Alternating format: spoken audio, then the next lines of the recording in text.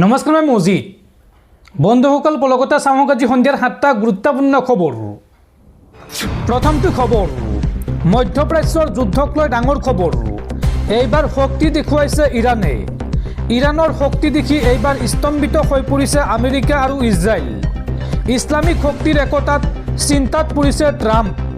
অসহায় হৈ পৰিছে মাৰ্কিন ৰাষ্ট্ৰপতি ডনাল্ড ট্ৰাম্প আৰু ইজৰাইলৰ প্ৰধানমন্ত্ৰী। আৰু এই মুহূৰ্তত অসহায় ট্ৰাম্পে বিচাৰিছে ব্ৰিটেইনৰ সহায়।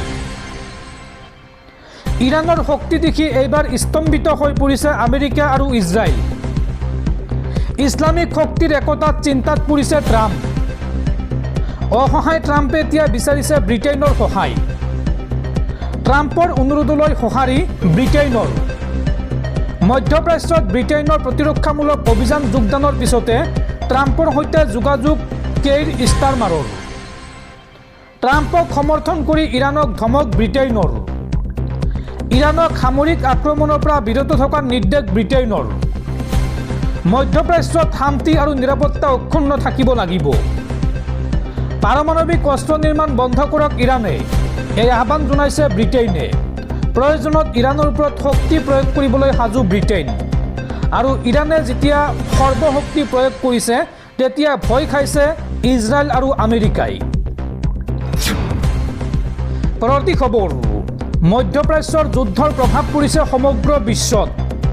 বিশ্বজুৰি 10% পৰ্যন্ত বৃদ্ধি পালে খাৰুৱা তেলৰ মূল্য।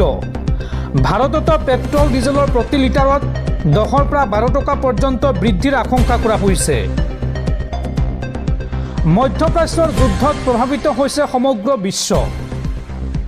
ইৰাণ ইজৰাইল আমেৰিকাৰ আক্ৰমণ প্ৰত্যাক্ৰমণৰ ফলত বৃদ্ধি পাইছে সামগ্ৰীৰ মূল্য। মধ্যপ্ৰাচ্যৰ যুদ্ধৰ ফলত বিশ্বজুৰি 10%লৈকে বৃদ্ধি পাইছে খাৰুৱা তেলৰ মূল্য। হৰমুজ প্ৰণালীত তেল পৰিবাহী জাহাজত ইৰাণৰ আক্ৰমণৰ পাছতে বৃদ্ধি পাইছে তেলৰ মূল্য। হৰমুজ জলদ্বীপৰ মাজেৰে তেল গেছ কঢ়িওৱা জাহাজ পাৰ নহ'বলৈ সকিয়নি ইৰাণৰ। বিশ্বজুৰি প্ৰায় 20% খাৰুৱা তেল আৰু গেছ এই হৰমুজ প্ৰণালীৰ মাজেৰে হয় আমদানি। ইৰাণৰ আক্ৰমণৰ পাছতে তেল সৰবৰাহৰ ক্ষেত্ৰত বিশ্বজুৰি সৃষ্টি হৈছে অস্থিৰতা। ইফালে হৰমুজ প্ৰণালী বন্ধ হ'লে ভাৰতৰ ওপৰতো পৰিব গভীৰ প্ৰভাৱ। মধ্যপ্ৰাচ্যৰ যুদ্ধৰ ফলত ভাৰততো খাৰুৱা তেলৰ মূল্য বৃদ্ধি হোৱাৰ সম্ভাৱনা আছে।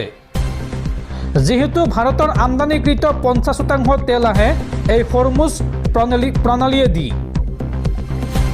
ভাৰতত পেট্ৰল আৰু ডিজেলৰ লিটাৰে প্ৰতি 10 পৰা 12 টকাকৈ বৃদ্ধি পোৱাৰ আশংকা কৰা হৈছে।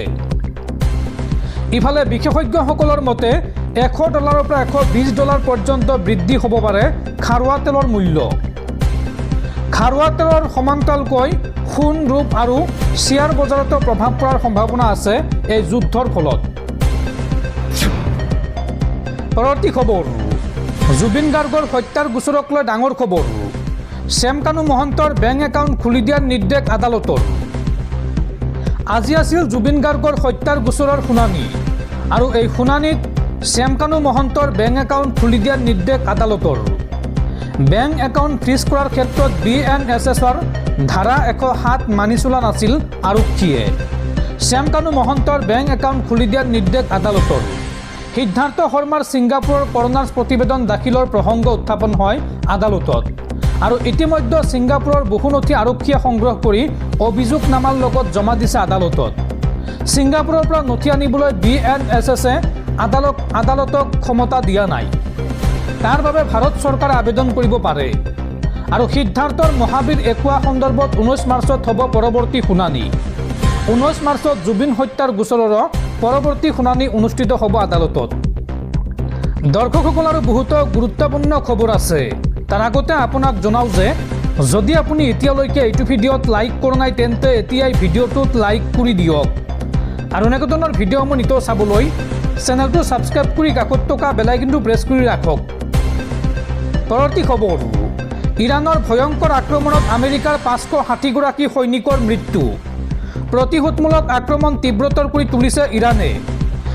সংবাদমেল পাতি ইৰাণৰ IRGCয়ে কৰিলে ডাঙৰ দাবী যে ইৰাণৰ আক্ৰমণত 560গৰাকী আমেৰিকান সৈন্যৰ মৃত্যু হৈছে।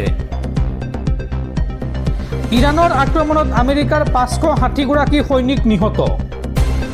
প্ৰতিশোধমূলক আক্ৰমণ তীব্ৰতৰ কৰি তুলিছে ইৰাণে। ইৰাণৰ IRGCয়ে কৰিলে এই ডাঙৰ দাবী। ইৰাণৰ আক্ৰমণত বৰ্তমানলৈকে 560জন মাৰ্কিন সেনা নিহত হৈছে। আনফালে ইৰাণৰ সমৰ্থনত সক্ৰিয় হৈ উঠিছে হিজবুল্লাহ। ইজৰাইলত অহৰহ আক্ৰমণ চলাইছে হিজবুল্লাই। কুৱেইটত থকা আমেৰিকাৰ নৌসেনাৰ ঘাটিতো ক্ষেপণাস্ত্ৰ নিক্ষেপ কৰিছে ইৰাণে। বাহৰেইনত থকা আমেৰিকাৰ ঘাটিত ড্ৰোনেৰে আক্ৰমণ ইৰাণৰ। আৰু এইদৰে ইৰাণৰ আক্ৰমণত আমেৰিকাৰ 560জন সৈনিক নিহত হৈছে। পৰৱৰ্তী খবৰ, এডিআৰই নিযুক্তিত জালিয়াতিৰ পাছত এইবাৰ মন্ত্ৰী অশোক সিংহলৰ স্বাস্থ্য বিভাগত ভয়ংকৰ কেলেংকাৰী। চাহ জনগোষ্ঠীৰ ভুৱা প্ৰমাণ পত্ৰৰে MBBSত অন্তৰ্ভুক্ত বহিৰাগত প্ৰাৰ্থী। ধোঁৱাচাঙত ৰাজ্যৰ স্বচ্ছ নিকা নিযুক্তিৰ দাবী। এডিআৰই নিযুক্তিত জালিয়াতিৰ পাছত এইবাৰ ৰাজ্যৰ মেডিকেল শিক্ষাত আৰম্ভ ভয়ংকৰ কেলেংকাৰী। চাহ জনগোষ্ঠীৰ ভুৱা প্ৰমাণ পত্ৰৰে MBBS পাঠ্যক্ৰমত অন্তৰ্ভুক্ত বহু বহিৰাগত প্ৰাৰ্থী। এই বহিৰাগত প্ৰাৰ্থীসকলৰ ভিতৰত অধিকাংশই হৈছে বিহাৰী মূলৰ। চাহ জনগোষ্ঠীৰ ভুৱা প্ৰমাণ পত্ৰৰে 11গৰাকী প্ৰাৰ্থীয়ে MBBSত অধ্যয়ন কৰি থকাৰ তথ্য পোহৰলৈ আহিছে। মন্ত্ৰী অশোক সিংহলৰ বিৰুদ্ধে এই 11গৰাকী প্ৰাৰ্থীৰ তথ্য প্ৰমাণ লুকুৱাই ৰখাৰ অভিযোগ। 7গৰাকী প্ৰাৰ্থীৰ ক্ষেত্ৰত জিলা আয়ুক্তসকলে দাখিল কৰা তদন্তৰ প্ৰতিবেদন দিছপুৰৰ শীৰ্ষ মহলে গাপ দি থোৱাৰো অভিযোগ। ইফালে ভুৱা প্ৰমাণ পত্ৰ ব্যৱহাৰৰ তথ্য পোহৰলৈ অহাৰ পাছতো প্ৰাৰ্থীসকলৰ বিৰুদ্ধে কোনো ব্যৱস্থা গ্ৰহণ নকৰাৰ অভিযোগ।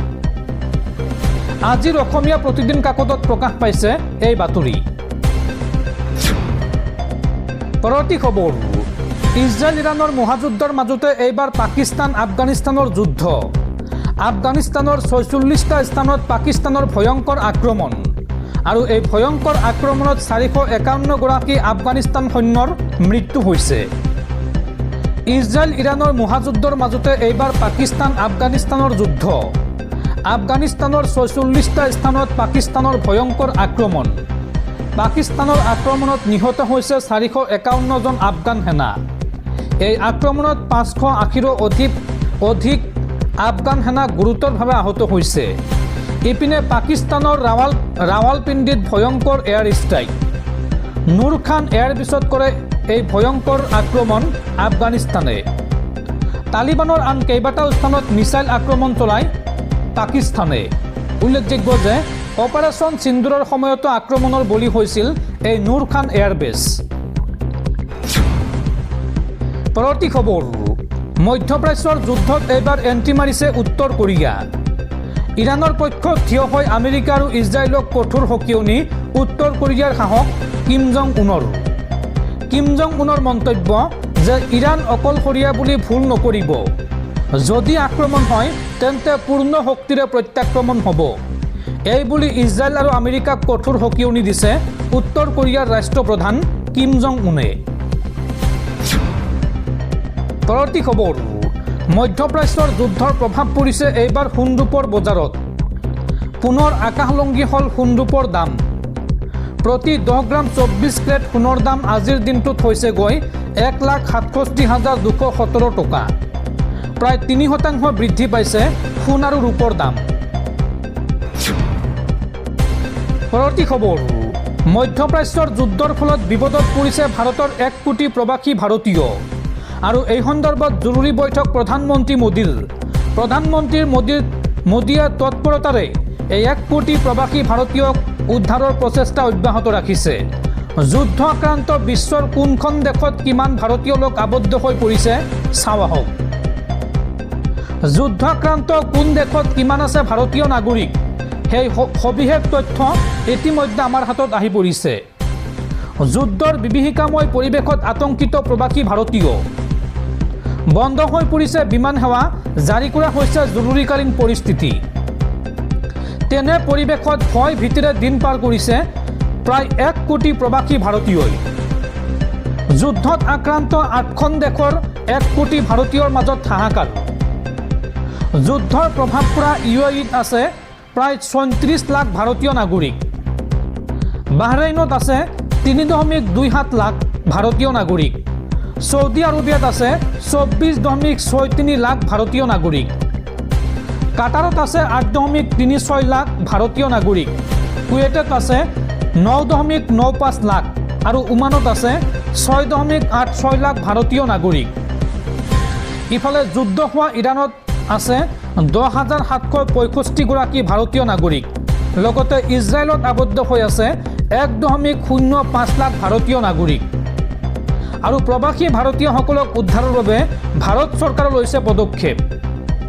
যুদ্ধ বিভীষিকাৰ মাজতে নিশা প্ৰধানমন্ত্ৰী মোদীৰ জৰুৰীকালীন বৈঠক। দেশৰ বায়ুসেনা নৌসেনাৰ শীৰ্ষ বিষয়াৰ সৈতে বৈঠকত মিলিত হয় প্ৰধানমন্ত্ৰী মোদী। আৰু প্ৰবাসী ভাৰতীয়সকলক উদ্ধাৰৰ প্ৰচেষ্টা অব্যাহত ৰাখিছে ভাৰত চৰকাৰে।